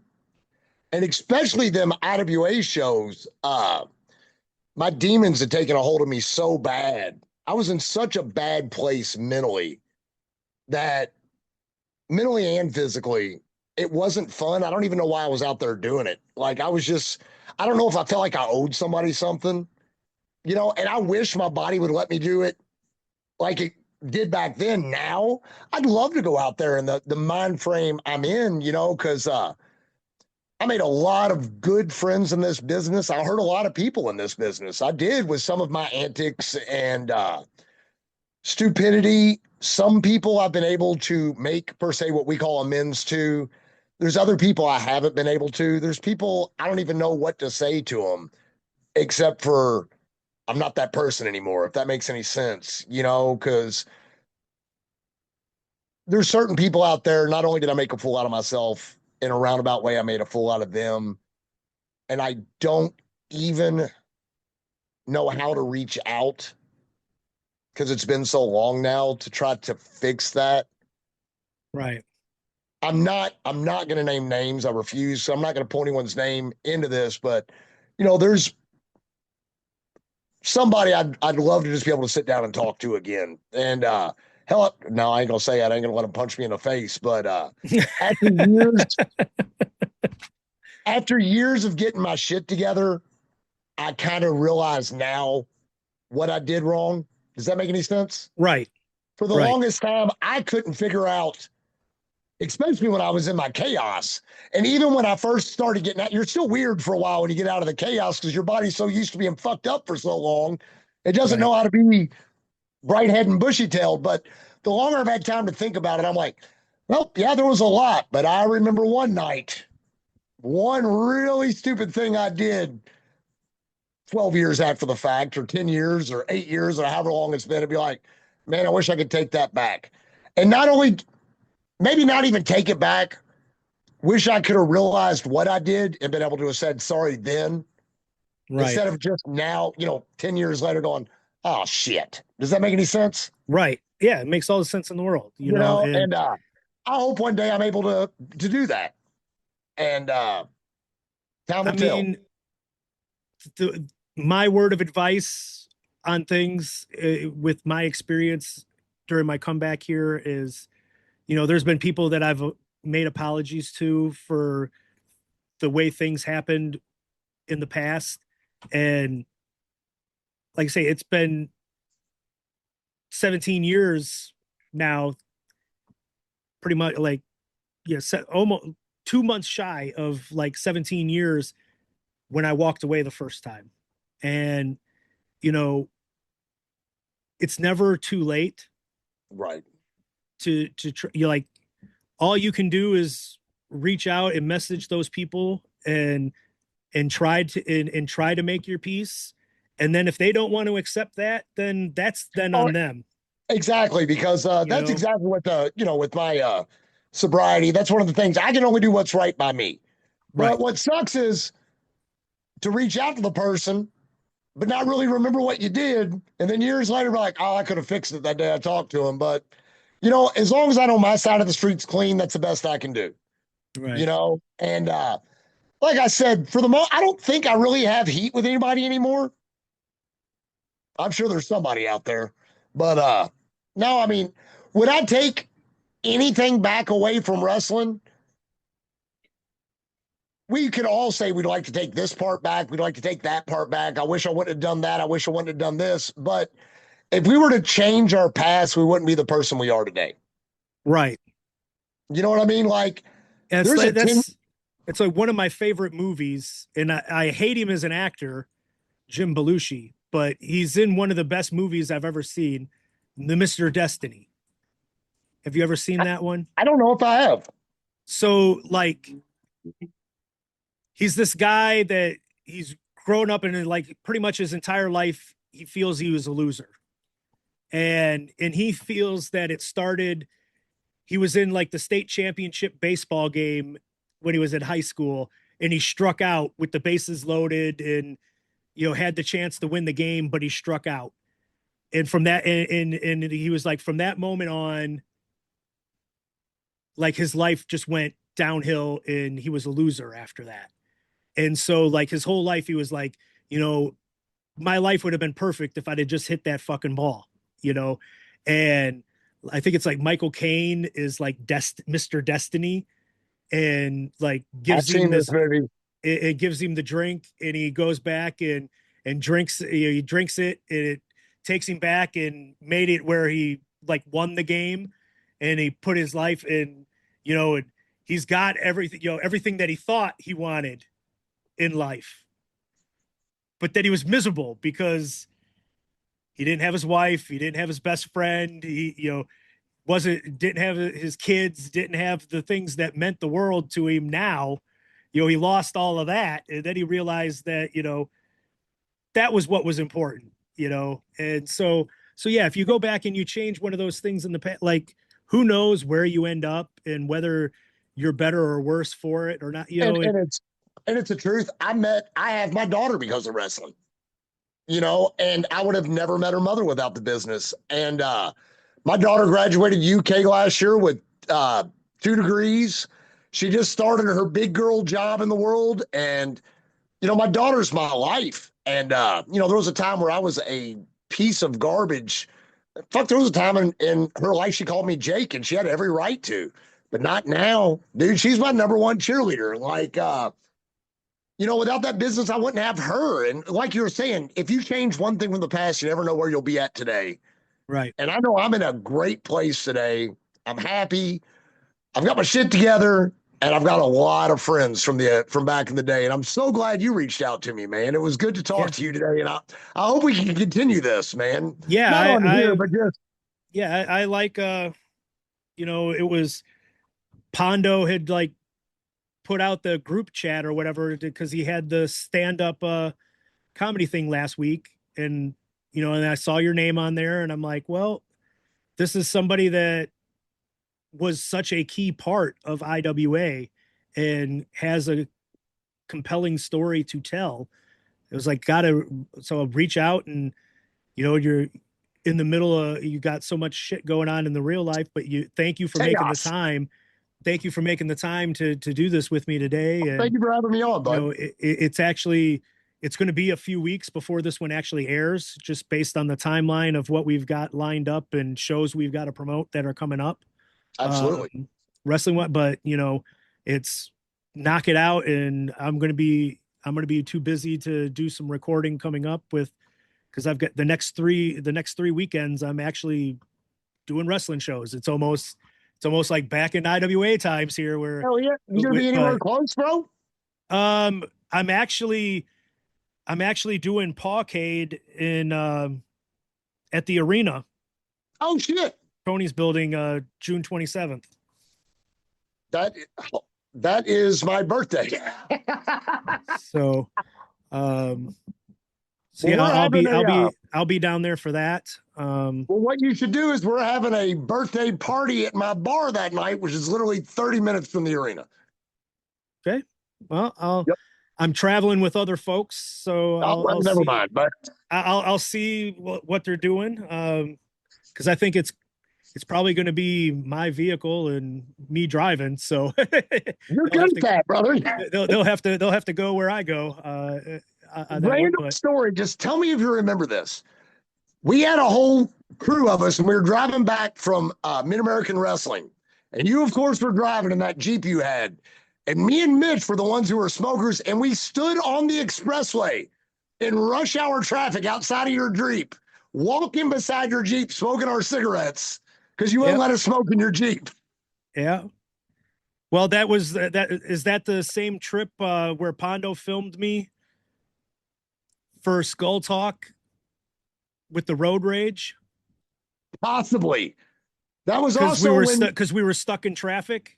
I think so. Because that was the same one where we pulled up next to a bunch of nuns and Mitch grabbed my head, stuck it in his crotch. I didn't know what was going on. Pick on the light heavyweight, so.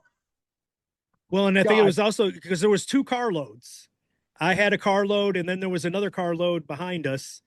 And me and Pondo talked a little bit about it when Pondo was on here.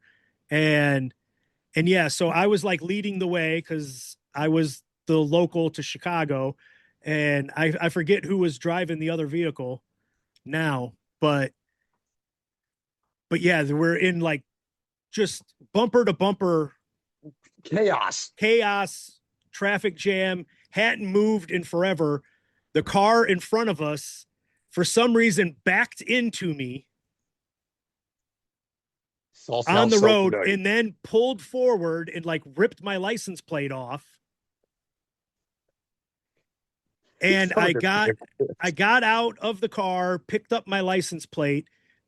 Then miraculously traffic picked up and started moving. So they started going, and I jumped back into the car, sped up, like went onto the shoulder, and then T-boned him, pulled it out in front of him, blocked him, and got out and wanted to fist fight him in the middle of the interstate. And Pondo's hanging out the other vehicle, videotaping, going, "You're going on Skull Talk, buddy." But yeah, I think like you and Mitch, I made get out of the car while we were sitting in the traffic so you could smoke. And then Corporal was in the other car asleep. I think it was like the minivan that Patty had at the I was time. going to say it was Patty's minivan. Yeah. And Corporal's asleep in the minivan, and like we're hollering at each other back and forth through the windows, driving side by side. And somebody had like lotion. And so we passed lotion from my vehicle over to them. And then they like put a glob of it into Corp's hand and then started tickling his nose. And he slapped himself in the face with his hand full of lotion and woke up and was like, "What the?" And then somebody was acting like they had, Oh, yeah. had a happy ending, and they were like, "Oh, that was fantastic, Corp." And he was like, "Whoa, what the hell just happened to me?" Dude, were you on? We were in, I want to say it was Cincinnati for like Tower of Doom or something. And somebody decided that me, of all people, was the sober one and needed to drive home. And I remember we ended up in Lexington and I fell asleep behind the wheel of the minivan.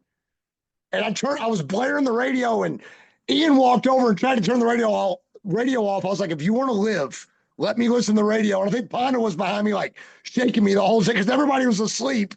So I fell asleep and went over, and like it was a disaster. I was probably 21. I wouldn't have been on that because I would have been the one driving if I'd have been. Yeah, somehow I ended up driving. I was like, "How did this happen?" It was awful. Crazy time. Like, how did any of us survive? We shouldn't have. How did any of us survive those? Like the shit that would. We should not have. I remember going somewhere one time. I had that itty bitty little Geo Storm, and I had Mean and Hard in the back and a Bull Pain in the passenger seat. This thing had like a 3-banger.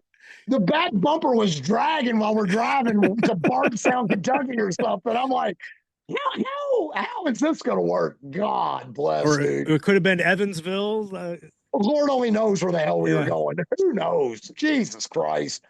Well, I know there was one night that where, like the story you just told with falling asleep while driving, there was a night that Mitch tells the story where he was driving after the show with Ian and everybody, and a cop pulled him over, and like cop came up to the window and looked at him and said, "Pretty ballsy going past the cop doing 95."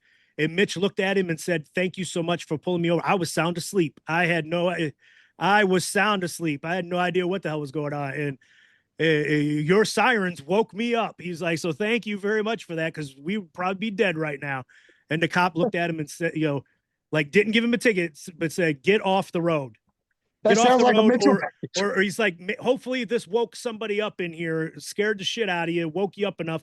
Maybe switch drivers if you're too tired." And it was like, just how we survived, I have no idea.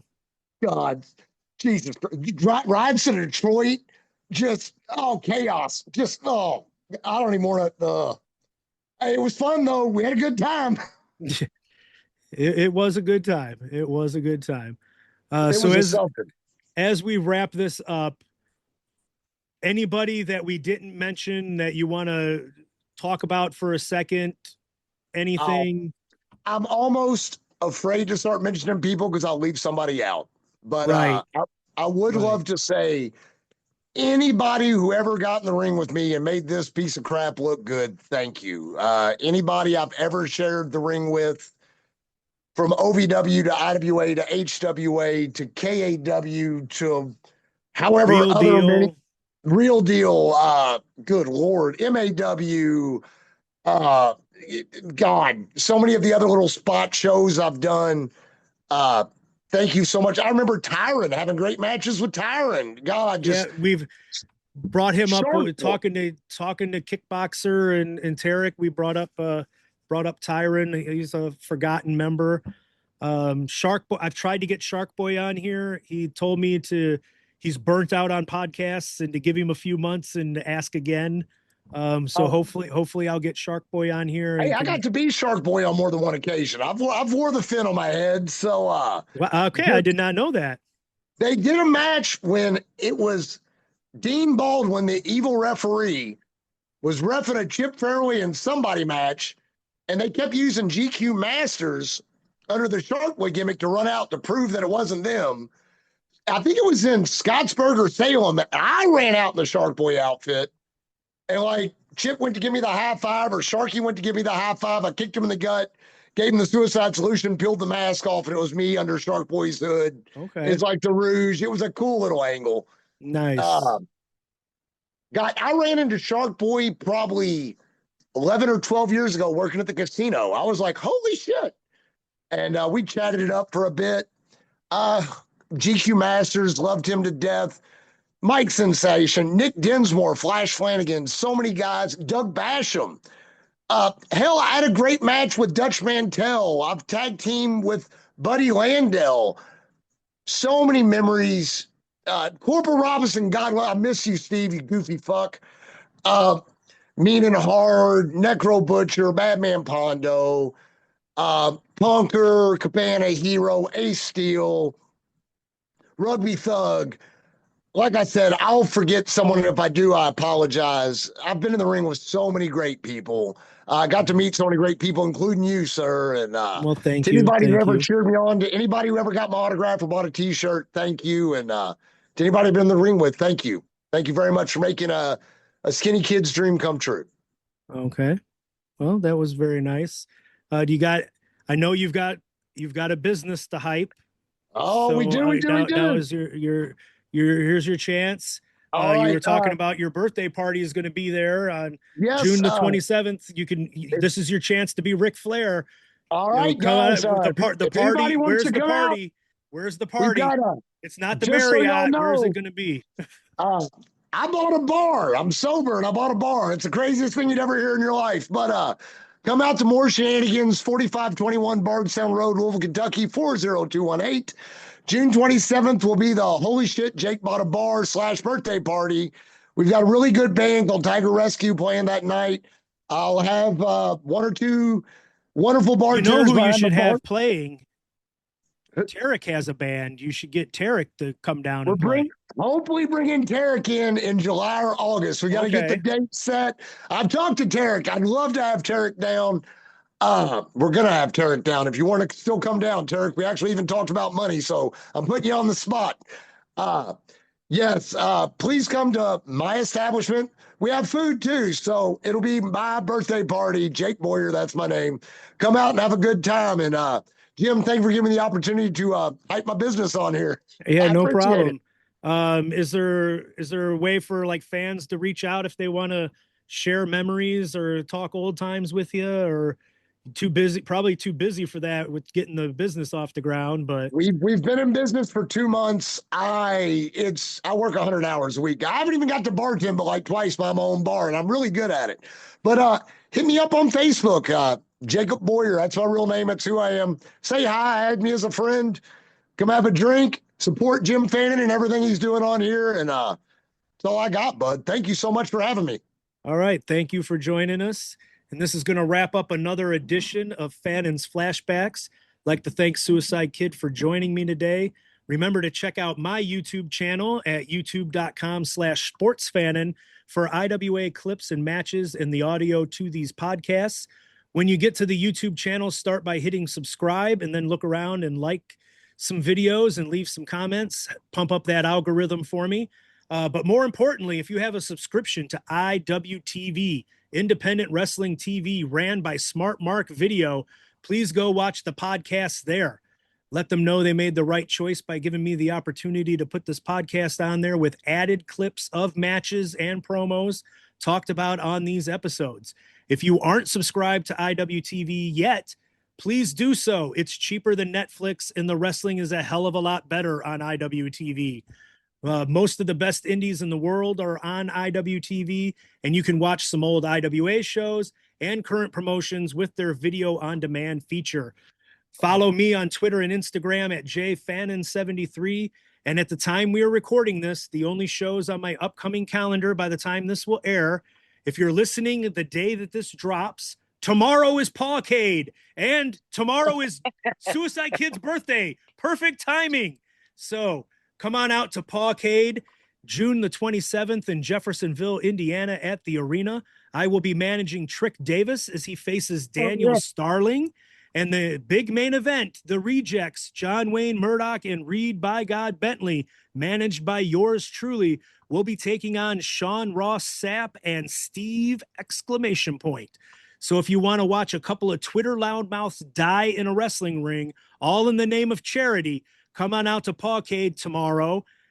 Then we will party at Jake's Bar afterwards for his birthday party.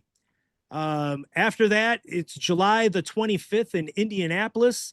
Connor Hopkins and Trick Davis will be appearing with me for Wrestle Arts. Connor Hopkins, Mickey Knuckles, Trick Davis, and the Rejects are the current official members of the Fannin family. We are ready for bookings, so reach out and let's do some business.